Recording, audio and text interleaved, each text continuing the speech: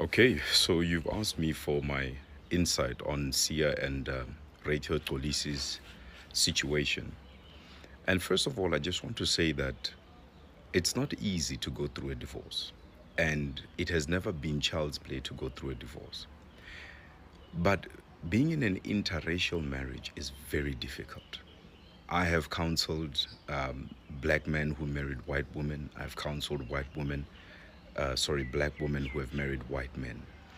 And those marriages come with a lot of stigmatization, and they also come with a lot of bullying from online platforms. I must also say that in Sia's position, many women that are black have shown not to like the fact that Sia married a white woman. And I know many of you might fight this and might deny it, but that's the truth of the matter. Most and some successful black men go and marry white women, and it has been a common problem in a lot of places. And most of those marriages hardly end up in divorce. It is a very rare case. You might find like one or two or three. They actually end up in very successful positions in most cases, even if a white man marries a black woman. These marriages often tend to live very long. Now, just to spill some facts for you, in the regional court within Randburg, there are about 35 to 40 cases of divorce that are registered daily. Majority of them, over 62%, coming from black women towards their husbands, irrespective of the race.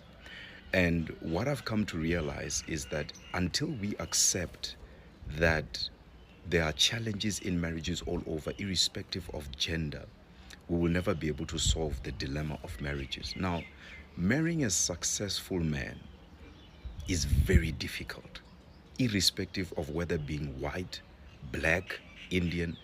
A successful man is a difficult being to marry. And I'll give you an example. Look at when, after they won the World Cup, the Springboks, when Sia came back with all the other guys. Look at how many women were pressuring for Sia.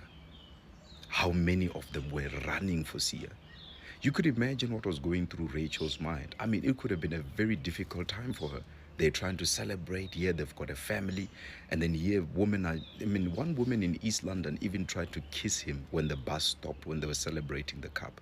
I mean, what would you have to say concerning something like that? It's quite clear that many women were running after Sia. And let's say, because they've not discussed the merits of why they're divorcing, but you can see Rachel is tired. You can see that the life of fame has not been easy on her. Let's say Sia did cheat, right? Coming from a marriage counselor. Let's say she did cheat. He did cheat. Now, the honest truth is, I wouldn't necessarily end that marriage in divorce. It's not easy for a man to handle fame. That thing requires maturity. That thing requires a grown mindset. And sometimes it can even take over the best of people.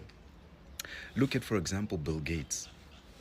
At some point, he was the wealthiest man on the planet, but he ended up cheating as well. And Melinda Gates divorced him. Jeff Bezos divorced as well after 25 years of marriage. Arnold Schwarzenegger, he slept with the cleaner and even impregnated the cleaner. And the divorce was initiated in 2011. The list is endless of successful men who end up in divorce. And most of the time, it's because of another woman that couldn't respect the marriage of that man, or the man couldn't control himself. And this is things we have not really spoken about in open places, to say, why do men fall easy to women? And why do women fight to destroy the marriage of another woman? Because the enemy of most wives is literally most times their best female friends, or some other woman that is from somewhere that wants a piece of the success of that man.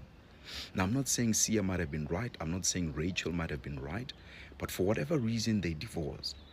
From a marriage counselor, it's not easy to handle fame, the schedule, the sponsors, the demands, raising of children, and all those types of things all together.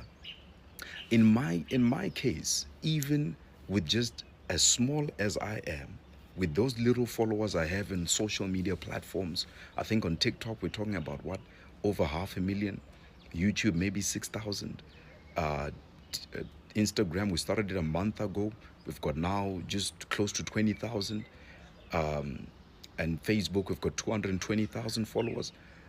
And yet, even as small as we are, I, as a man, still get women that send naked pictures, messages on whether I'm married, no matter how much I express it online, even irrespective of the businesses I have, the life I've built for my family. You still find women that still come well knowing who my wife is. I'm not saying here that Sia might have been right or wrong, but I'm saying there's a lot of pressure that comes with being famous, known, and so forth. And this is something women will never agree to each other on, but every woman knows there's another woman out there that's looking for their husband. They know. They know that there's some woman that is flaunting her nudity to her husband. They know. They know as well that most women they come across will not respect their marriage. They know. But the truth of the matter is, instead of us ridiculing Sia, putting all these messages and laughing at them and trying to create content on their fall, and I know there are women that are celebrating, literally celebrating what Sia is going through. And there are women, I'm sure right now, who are going to sangomas to try and get Sia. I'm very sure of that. Let me move away a little bit from the noise. But I know that there are women that are celebrating.